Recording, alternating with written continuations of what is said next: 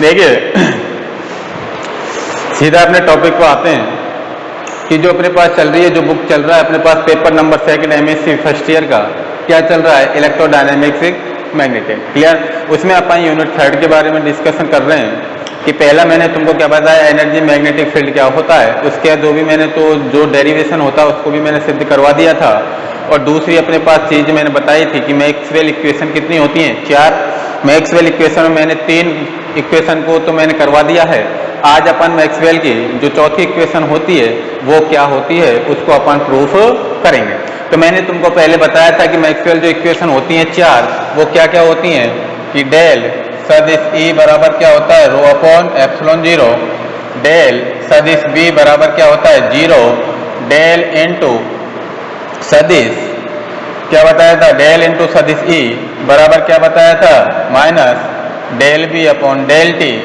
और अपने पास डेल इनटू सदिश B बराबर क्या होता है अपने पास, μ0j plus epsilon 0 Sai 0 del सदिश E upon del T, del E upon del T। ये बताया था नहीं बताया था, बताया थे नहीं। 4 इक्वेशन यही होती हैं कि मैक्सवेल की जो प्रथम समीकरण होती है वो क्या होती है, rho upon epsilon 0।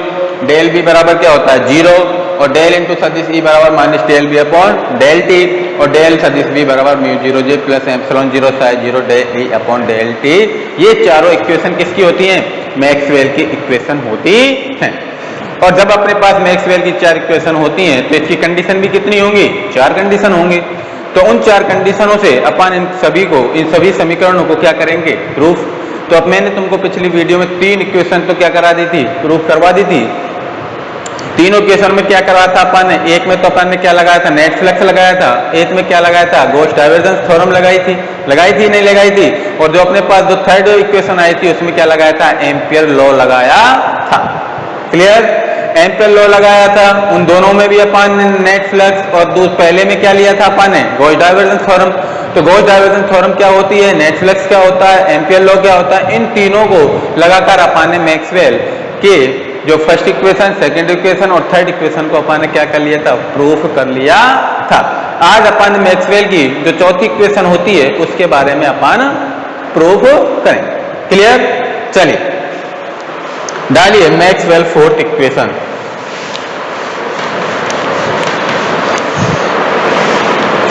Maxwell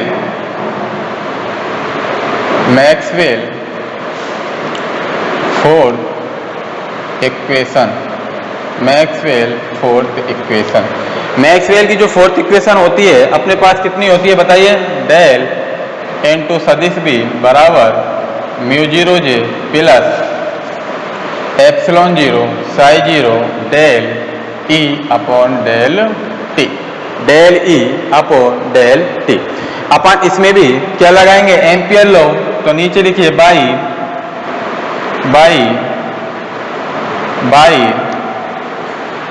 ampere law. तो अपने पास एम्पियर लॉ क्या होता है अपने पास बताइए, इंटीग्रेशन बताया था मैंने पहले भी, सदिश B इंटू सदिश DS बराबर इंटीग्रेशन क्या होता है अपने पास, वो कितना होता है, μ0I। जो अपने पास एम्पियर लॉ होता है वो किस के बराबर होता है, इंटीग्रेशन सदिश B इंटू सदिश DS बराबर क्या होता है, μ0I। क्लियर। तो अपने पास नीचे इससे आ जाएगा इंटीग्रेशन सदिश B इंटू सदिश DS बराबर क्या आ जाएगा, μ0 इंटीग्रेशन सदिश J इंटू सदिश DS। क्लियर, सदिश J इंटू DS, सदिश J इंटू DS।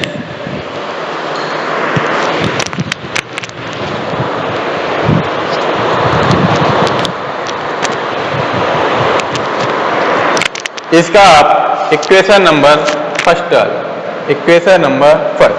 तो नीचे लिखिए बाई स्टोक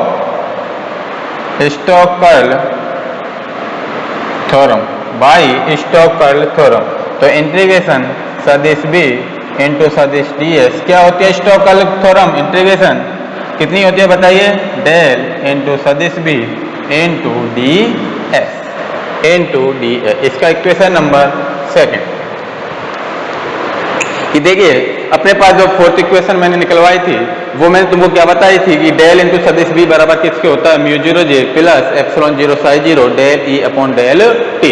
अब अपन इसमें जब एम्पियर लॉ लगाएंगे तो हम जानते हैं कि जो सदिश बी इंटू सदिश टी एस होता है वो किसके बराबर होता है, म्यू जीरो आई। और आई क्या है यहाँ पर, विद्युत धारा। भाई आई को अपन किससे डिनोट करते हैं, विद्युत धारा से तो डिनोट करते हैं। और म्यू जीरो क्या है अपने पास, शुरू में अपने पास समीकरण दे रखा है, एम्पियर लॉ है या नहीं है, म्यू जीरो जो। तो अपने पास सदिश बी इंटू सदिश डी एस बराबर किसके बराबर आ जाएगा, म्यू जीरो। और अपने पास क्या दे रखा है, जे। तो अपने पास जे इंटू सदिश डी। जो आई होता है अपने पास, आई किसके बराबर होता है, सदिश जे इंटू सदिश डी। अगर तुमसे पूछ लिया जाए कि जो अपने पास मैक्सवेल की जो फोर्थ इक्वेशन में म्यू जीरो आई होता है तो वहां पर अपन आई क्या रखते हैं, इंटीग्रेशन सदिश जे इंटू सदिश डी। क्लियर। तो बाई स्टोक जब कर्ल थ्योरम निकालेंगे तो बी के जो बी का जो भी कर्ल होता है वो कितना होता है, डेल इंटू सदिश बी होता है, नहीं होता बी का कर्ल। अरे ए का कर्ल क्या होता है, डेल इंटू सदिश ए। बी का क्या हो गया, डेल इंटू सदिश बी। सी का क्या हो गया, डेल इंटू सदिश सी। तो अपने पास बी का कर्ल क्या होता है, डेल इंटू सदिश बी। और डी एस तो है ही इंटू डी। इक्वेशन नंबर 6 आगे लिखना है, from equation first and second. तो समीकरण 1 और 2 से क्या आ जाएगा, डेल इंटू सदिश बी किसके बराबर है, म्यू जीरो जे के। तो कितना आ जाएगा अपने पास। और जब अपन इसके लिए जो कोई भी एंथैल्पी में जो भी एच में जो भी अपने पास क्या निकालते हैं, कर्ल निकालते हैं, तो कैसे निकालते हैं, डेल इंटू सदिश एच बराबर J plus del T upon del T. Del into सदिश एच, कर्ल ऑफ एच किसके बराबर होता है, J plus del D upon del T. तो अपने पास कितना आ जाएगा यहां से बताइए, इंटीग्रेशन सदिश बी इंटू डी एल बराबर कितना आ जाएगा, म्यू जीरो आई तो है ही तुम्हारा दे रखा है। तो अपने पास इंटीग्रेशन सदिश एच इंटू डी एल किसके बराबर होता है, इंटीग्रेशन सदिश जे इंटू सदिश डी एस। तो अपने पास कितना आ जाएगा, इंटीग्रेशन सदिश एच इंटू सदिश डी एल बराबर इंटीग्रेशन सदिश जे इंटू सदिश डी एस। तो अपने पास इंटीग्रेशन डेल इंटू सदिश एच इंटू सदिश डी एस बराबर इंटीग्रेशन सदिश जे इंटू सदिश डी एस। उतारिए।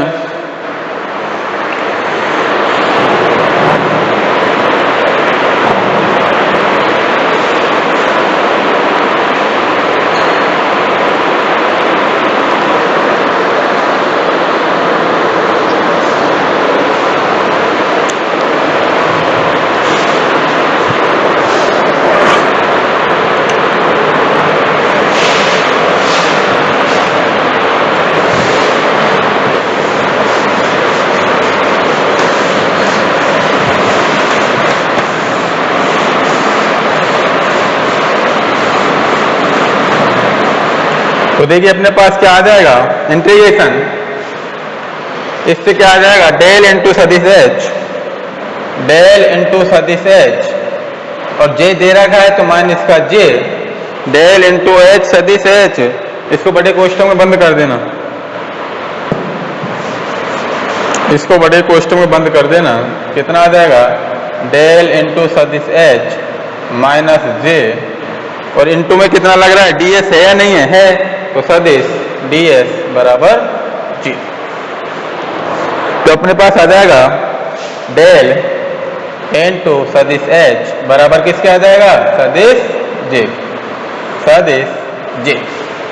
क्लियर सबको कि डेल इंटू सदिश H minus J into D S बराबर 0। और जब आप अपन डेल कर्ल ऑफ एच का मान निकालेंगे तो कर्ल ऑफ एच का मान किसके बराबर होगा, सदिश जे। क्लियर। चल उतार लीजिए जल्दी।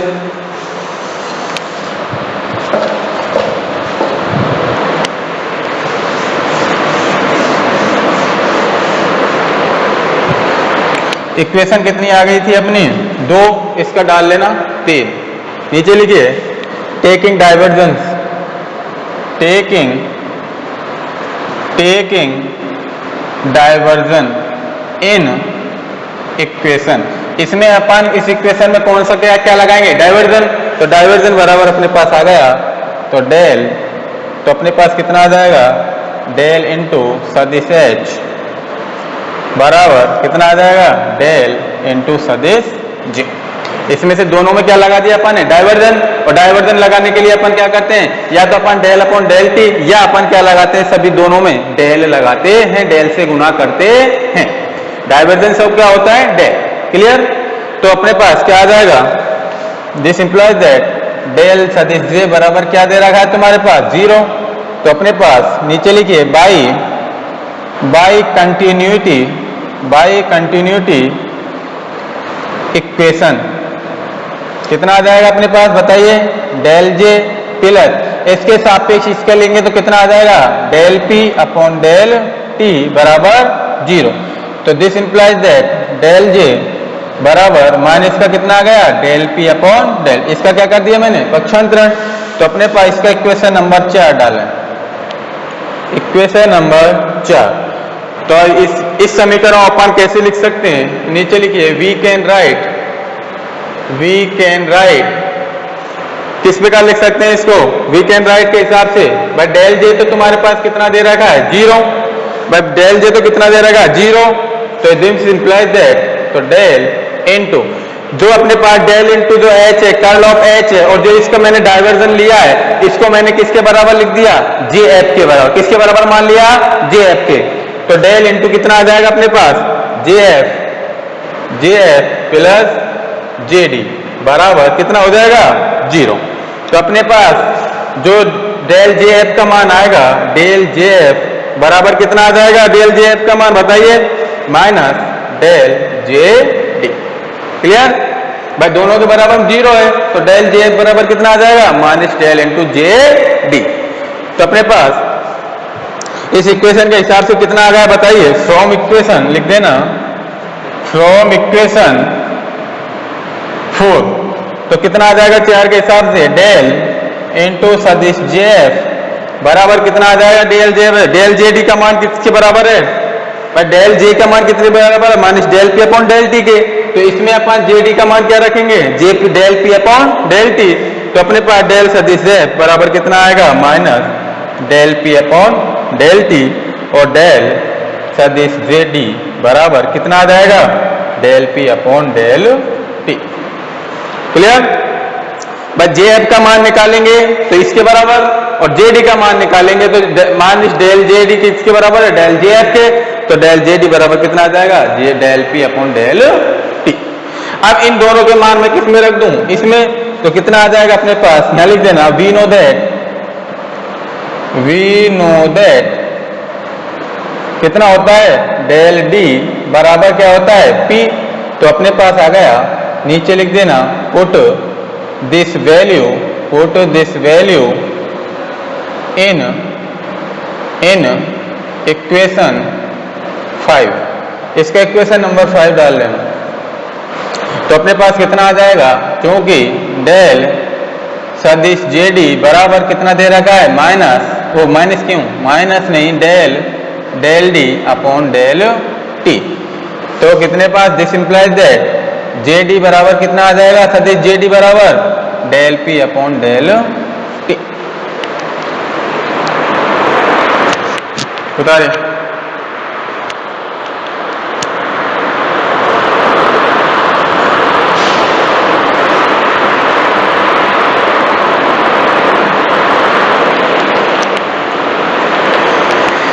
देखिए दोबारा देख लीजिए, जो मैंने कर्ल ऑफ एच लिया है, तो अपने पास कर्ल ऑफ एच बराबर इस समीकरण से कितना आ जाएगा, जे के बराबर आ जाएगा, नहीं आ जाएगा।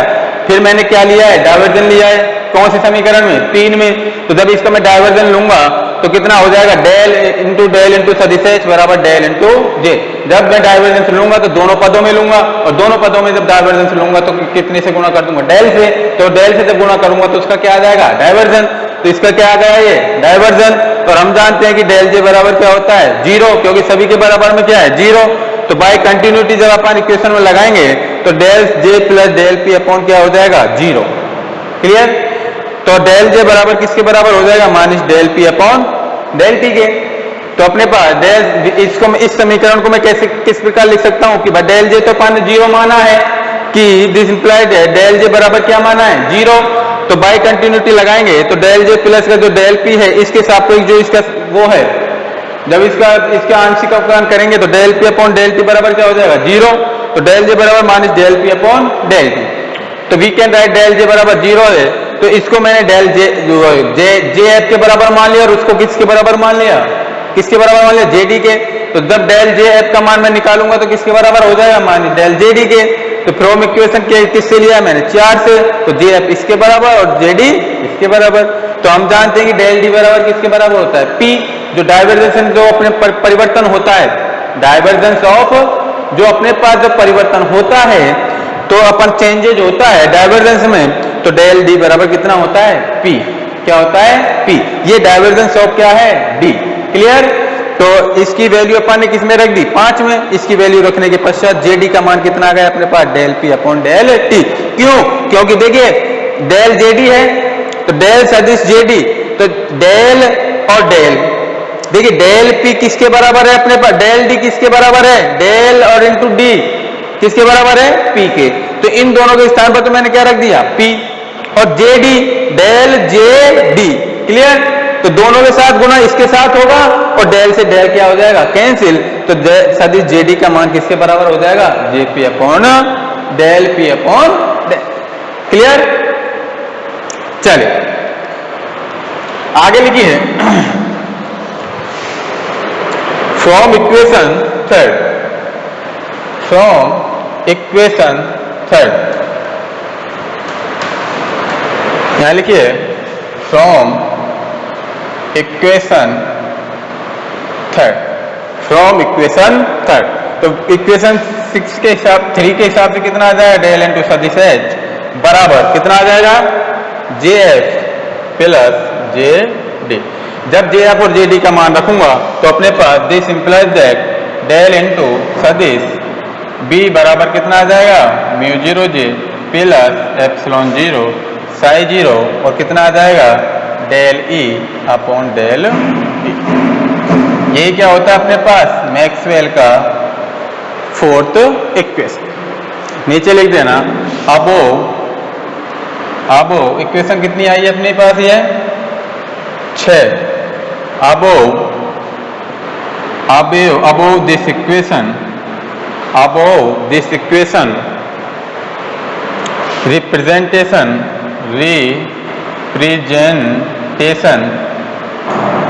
above this question representation Maxwell fourth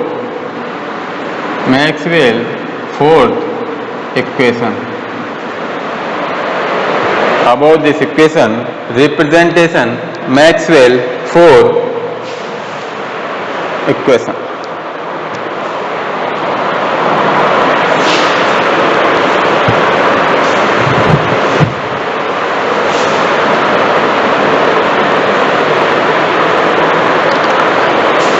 note करिए जल्दी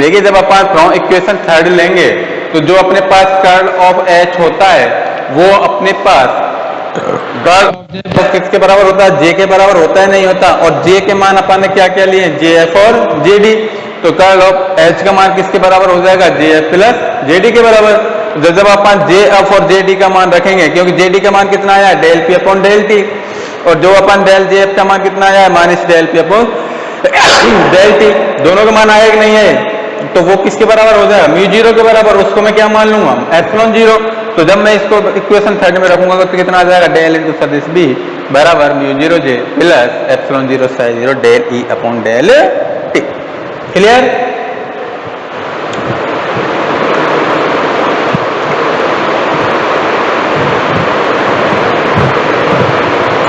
अब देखिए अगला टॉपिक अपने पास आता है कि गॉस ट्रांसफॉर्मेशन क्या होता है, लॉरेंज गॉस ट्रांसफॉर्मेशन क्या होता है, कि गॉस ट्रांसफॉर्मेशन में अपन क्या काम करते हैं, लॉरेंज जो गॉस ट्रांसफॉर्मेशन होता है उसमें अपन क्या लेके चलते हैं।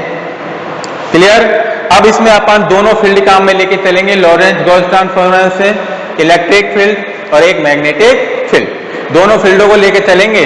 कौन कौन से दो, इलेक्ट्रिक और एक मैग्नेटिक, किसमें, लॉरेंज गॉस ट्रांसफॉर्मेशन में लेके चलेंगे, या उसको गॉस ट्रांसफॉर्मेशन बोल लीजिए या उसको लॉरेंज का ट्रांसफॉर्मेशन बोल लीजिए।